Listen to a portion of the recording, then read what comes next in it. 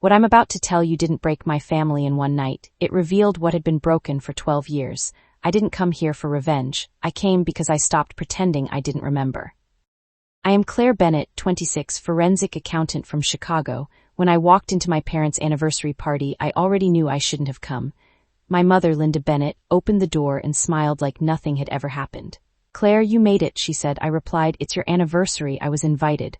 My father, Robert Bennett, raised his glass and said, "Of course she was. She's family." Then he added, "Even if she moved out early." That line landed wrong.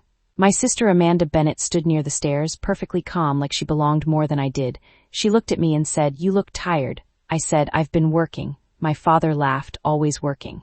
"That's Claire." No one asked what I did. No one ever did. That night I realized something simple. They didn't expect me to speak at all. Inside, everything looked perfect in the way expensive things always do. Guests laughed, music played, glasses clinked like nothing had ever gone wrong in this house. My Aunt Melissa Davis leaned in and said, "You actually came." I said, "I was curious." She didn't ask what about. That was the pattern in my family. No one asked questions that mattered. My father tapped his glass twice. The room went quiet. "Before we begin," he said, smiling, "I want to talk about family." My mother stood beside him like she always did when he performed in front of people. He said, "We raised 2 daughters, both successful in their own ways." Amanda smiled proudly. I didn't move. He continued, "We never treated them differently." People nodded. I remembered $400 rent at 14. I remembered Amanda's college paid, her car paid, her life funded. My father looked at me and said, "Claire is just more independent." A few people laughed. That's when I understood. They thought I came here to stay quiet. But I had already stopped doing that years ago. I spent the next hour doing exactly what my parents expected me to do.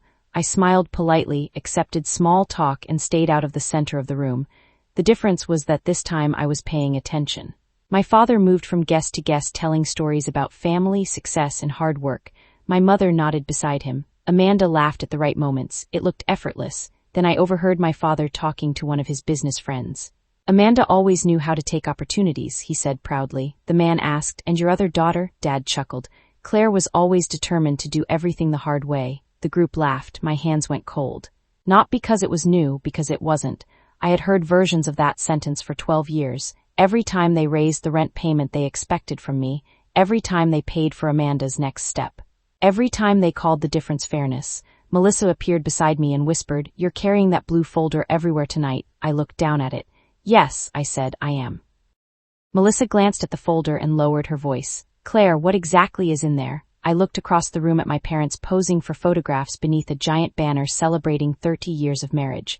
12 years, I answered. She frowned. 12 years of what? Before I could answer, Amanda walked over carrying a drink. "You two look serious," she said. Melissa quickly changed the subject. Amanda smiled at me. "Dad's been telling everyone how proud he is that you finally have a good career." Finally, the word landed harder than she intended. I asked, "Did he tell them I paid rent here when I was 14? Amanda's smile disappeared. "Claire, not tonight," I nodded slowly. That was always the answer. Not tonight, not now, not here, not in front of people. My father tapped his glass again. "Everyone," he announced, "I'd like to say a few words." The room immediately went quiet. And suddenly, I knew exactly when I was going to stand up. My father stood in the center of the room holding a champagne glass. 30 years, he said, smiling at my mother. Guests applauded. Then he began talking about family, about sacrifice, about treating people fairly. About giving both daughters every opportunity to succeed. Every sentence made the room warmer and my stomach tighter. Finally, he raised his glass and said, "The thing I'm most proud of is that we never played favorites. We gave both our girls the exact same foundation." Applause filled the room. I looked around and saw people nodding. People believed him. Why wouldn't they? They had only heard one version of the story. My hands tightened around the blue folder. Melissa looked at me. "Claire," she whispered, "what are you doing?" I stood up. The applause slowly faded. My father blinked when he saw me walking toward him.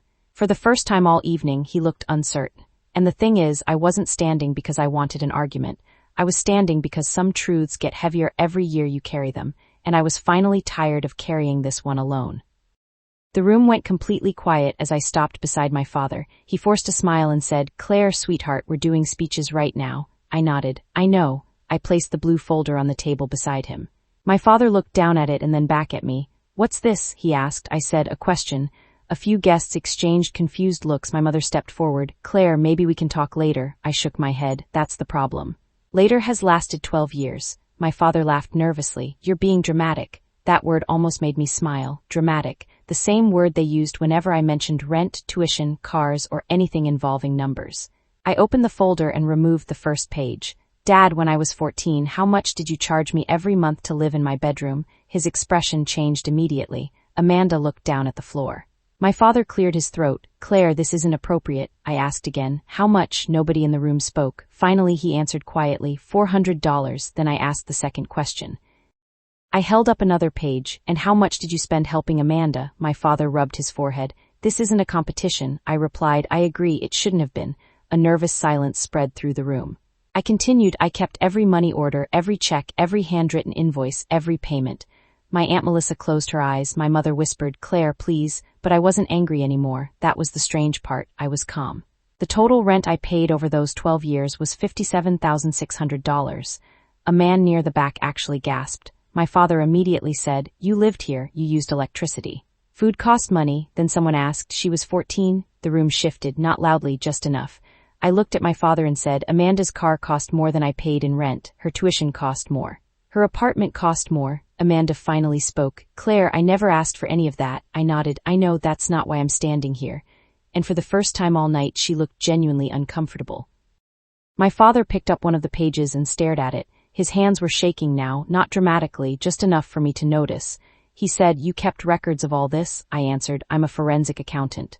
Keeping records is literally my job. A few people laughed nervously. My mother sat down without saying a word. The room felt different now.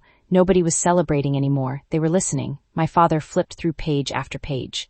Dates, payments, bank copies, notes written in his own handwriting. Every number matched, every signature matched. There was nowhere for the story to go except the truth. Then my father looked up and said something I didn't expect.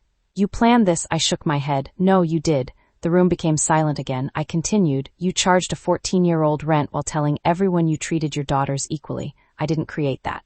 I just wrote it down. My father looked at the pages one more time, then he lowered them slowly. And that's when Amanda finally stood up and said the one thing nobody in that room was prepared to hear. Amanda took a slow breath and looked directly at our father. She's telling the truth. The words seemed to drain the air from the room. Dad stared at her. Amanda, she shook her head. No, not this time. My mother looked stunned. Amanda continued, I knew Claire paid rent. I didn't know how much, but I knew it was happening, and I knew it wasn't fair. Nobody moved, nobody interrupted. Amanda's fiancé, Ethan Brooks, who had been quiet all evening, finally spoke.